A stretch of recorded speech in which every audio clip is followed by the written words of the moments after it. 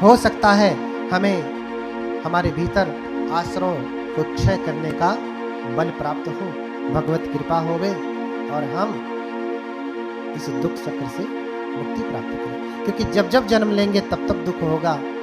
कभी अमीर होंगे, कभी गरीब होंगे, कभी छोटे होंगे, कभी बड़े होंगे। हाँ, दुख तो होना तय है। इसलिए इस चक्र से मुक्ति मिले आपको। इसलिए हम बुद्ध के पास जाते हैं तो क्या मांगते हैं? कभी आपने देखा बुद्ध के पास कोई मनौती मांगता है? भारत में, विदेश की बात नहीं कर रहा। क्यों?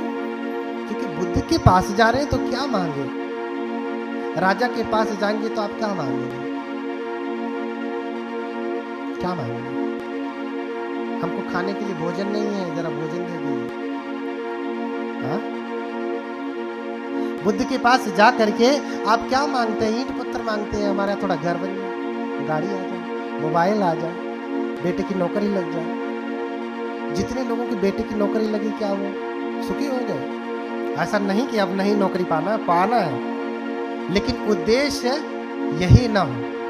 उद्देश्य इससे बड़ा है। इस जीवन को चलाने के लिए आपको गृहस्थी के कार्य करने ही हैं। इसलिए कबीर कहते हैं कि भावे वन में वास करे, भावे वन में जाए। अगर गृहस्थी है तो गृहस्थी का आप पूरी जिम्मेदारी देखें, नहीं तो वन में जाएं, बनते बने, भिक्षु बने, तपस्या करें। जो जिम्मेदारी मिली उसे ठीक से पालन करें। अगर आप गृहस्थी की जिम्मेदारी ठीक से नहीं पालन कर पा रहे तो ये तय जानिए आप बनते भी ठीक से नहीं हो पाएंगे। तो वो आड़े टेढ़े, लूले लंगले, अटके पटके जो बनते दिखते हैं ना आपको, वो कोई भगवान बुद्ध के प्रति अनुराग जग के, संवेग जग के, वैराग्य थोड़ी जगह भाग रहे हैं। क्योंकि अनुराग जगता तो भगवान के वचनों में सिद्धि प्राप्त करते, भगवान बुद्ध के वचनों का अथाह ज्ञान प्राप्त करते, जितने में होते उतने में पूर्ण होते। लेकिन ऐसा नहीं, क्योंकि भगवान के प्रति श्रद्धा, अनुकंपा, अनुराग से वो नहीं आए, अपना जीवन चलाने के लिए आए। इसलिए कहा मार्ग जीवी। ये तीसरे प्रकार के श्रमण है, मार्ग जीवी, अपना जीविका चलाने के लिए, पेट पालने के लिए। घर में रहेंगे तो आजकल लड़के बच्चे वैसे खाना नहीं मिलते, यहाँ आ गए तो भैया कुछ नहीं, उपासक वर्ग संकोच करेगा तो भोजन तो देवे करेगा, 10, 20, 100, 50, 1000, 2000 कुछ किराया भाड़ा भी देगा। क्या जाता है ना, डिस्प्ले रह गया। क्योंकि जो संवेग से आएगा वो यथार्थ बुद्धत्व के लिए काम करेगा, अन्यथा नहीं कर पाएगा। क्योंकि वो इसलिए आया ही नहीं, उसका उद्देश्य ही नहीं। इसलिए आप जाएं सारनाथ, बोध गया में भी देखेंगे आप, हमेशा संक्रमण चलता रहता है, लोग परिक्रमा करते रहते हैं। 8 मुट्ठी पुष्प से दीपंकर ने सुमेध की पूजा की, शिष्यों ने भी पूजा की और फिर चले गए। सुमेध वहीं बैठ करके सोचते हैं कि क्या कर्म करने से कोई बुद्ध बनता है। तो विचार करते हैं तो जानते हैं कि जितने भी बोधिसत्व होते हैं वो अपनी 10 पारमिताएं पूरा करते हैं। दान पारमिता, शील पारमिता, सत्य पारमिता, प्रज्ञा पारमिता। बाबा साहब की बात की जाए तो कौन सी पारमिता पूरा किया उन्होंने? अच्छा, यहाँ बाबा साहब को मानने वाले कितने लोग हैं? बाबा साहब ने कौन सी पारमिता पूरी की?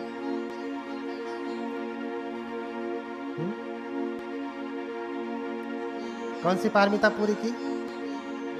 अरे सिर्फ जमीन करने से नहीं होता, भीम ने क्या किया वो करने से होता है। बाबा साहब ने प्रज्ञा पारमिता पुष्ट की। कौन सी पारमिता? उसके साथ साथ जो है बाबा साहब ने बाकी सभी पारमिताओं का भी अभ्यास किया, लेकिन पुष्ट किया, पूरा किया कौन सी? प्रज्ञा पारमिता, विद्वता, प्रज्ञा। बाबा साहब की जैसा कोई धरती पे, इस भारत भूमि पे विद्वान हुआ क्या? विश्व के 6ठे विद्वान कहा जाता है, कौन जाने बाबा साहब पहले ही हो। हाँ, अब हमारे पास इतना सामर्थ्य नहीं कि चले खोजें, गिने और अवलोकन करें, हमारी बुद्धि ही नहीं भैया। हम तो जान ही नहीं पाएंगे कि बाबा साहब तो अथाह सागर है। उनके ज्ञान का अनुमान हम पहले लगाएंगे, इतना इनका ज्ञान है, अच्छा इनका इतना है तो इनका कितना है, हम तो पहले इतना ही नहीं जान पाएंगे, तो हम कैसे कंपैरिजन करेंगे, कर ही नहीं पाएंगे। तो कौन जाने विश्व के पहले ही हैं, भारत के तो प्रथम है ही। क्यों? क्योंकि उन्होंने प्रज्ञा पारमिता को पुष्ट किया। उनके जैसा ज्ञानी आज तक इस धरती पे कोई नहीं हुआ जिसने मानव कल्याण के लिए काम किया। उनका ये ज्ञान हर जीव के लिए, हर धर्म के लोगों के लिए। बाबा साहब का बनाया हुआ संविधान क्या बौद्ध धर्म को प्रमोट करता है? नहीं। क्या मुस्लिम धर्म को? नहीं। क्या हिंदू धर्म को? नहीं। ईसाई, जैन, पारसी? नहीं। सभी धर्मों को समान अधिकार देता है, कोई भेद नहीं देता। लेकिन बाबा साहब को मानने वाले उन्हीं का नाम लेकर के पानी पी पी करके गाली देते। कुछ लोग तो लाल पानी पी पी करके भी गाली देते हैं। जब जयंती आएगी तो क्या कहेंगे? लाल पानी पिए रहेंगे। लाल पानी समझ रहे हैं? माताएं नहीं समझ रही, वो देखी भी नहीं, क्योंकि पानी तो बाहर से पी के आते। अब लाल रहता कि हरा रहता, क्या मान? बोलिए भगवान बुद्ध की। हाँ, क्या कहते हैं? बाबा तेरा मिशन अधूरा। फिर क्या करेंगे? दूसरा वाला क्या है? बाबा तेरा मिशन अधूरा। दूसरा, हम सब मिलकर करेंगे पूरा, यही ना? कि दूसरा कुछ है? हाँ, बाबा तेरा मिशन अधूरा, दारू पीकर। तो ऐसे थोड़ी ना। अच्छा, बाबा साहब ने दारू पिया, कहीं वर्णन पाया आपने? अरे बाबा साहब अमेरिका में रहे, हाँ, विदेश में रहे, पूरी पश्चिमी सभ्यता में उनका जीवन बीता, लेकिन उन्होंने शराब की एक बूंद को भी स्पर्श नहीं किया। ऐसे हैं बाबा साहब, ऐसे बोधिसत्व होते हैं। आप उन्हें भारत रत्न अगर कह रहे हैं तो उनका अपमान कर रहे हैं। बोधिसत्व बुद्ध के समान होता है, और बुद्ध जैसा कोई हुआ है क्या आज तक? कोई हुआ नहीं।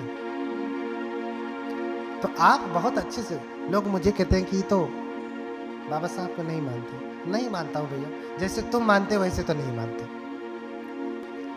जैसे तुम मानते हो बाबा साहब को वैसे तो मैं बिल्कुल नहीं मानता। तो अगर ये कह रहे हैं कि मैं नहीं मानता तो सच में नहीं मानता, क्योंकि मैं बाबा साहब को जैसे मानता हूँ वैसे मान रहा हूँ। हाँ, बाबा साहब कहते हैं शिक्षित करो, एजुकेट। हाँ, इंपरेटिव ऑप्टेटिव वर्ड है, आदेशात्मक है, निर्देशात्मक शब्द है। लोग कहते हैं शिक्षित बनो, बनो भी कहें, शिक्षित करो होगा, एजुकेट। शिक्षित करो, शिक्षित बनो। तो भैया शिक्षा के ऊपर जोर दें। पहले ज्ञान अर्जन करें, जो आपका क्षेत्र है उस क्षेत्र में आप महारत हासिल करें। आप हिंदी के प्रोफेसर हैं तो हैं, आप हिंदी के ज्ञाता हैं। मैं हिंदी में आपसे तर्क वितर्क करने नहीं आता, लेकिन आप बुद्ध के बारे में कहेंगे कि बुद्ध ऐसे नहीं वैसे। अच्छा, लोग कहते हैं भगवान बुद्ध का धर्म वैज्ञानिक है। क्या कहते हैं? है कि नहीं? जरा हाय वाले हाथ उठाएं। उत्तर भी आप वही को देना है। भगवान बुद्ध का धर्म क्या है? वैज्ञानिक है ना? यानी जो विज्ञान है वो भगवान बुद्ध का धर्म है, यही ना? वैज्ञानिक है